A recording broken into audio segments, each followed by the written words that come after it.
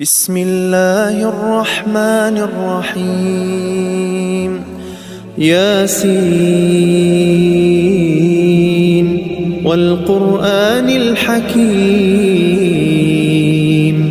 إنك لمن المرسلين على صراط مستقيم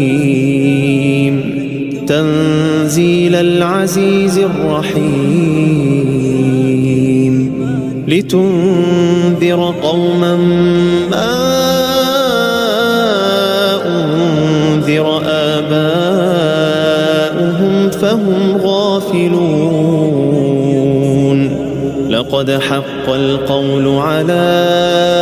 أكثرهم فهم لا يؤمنون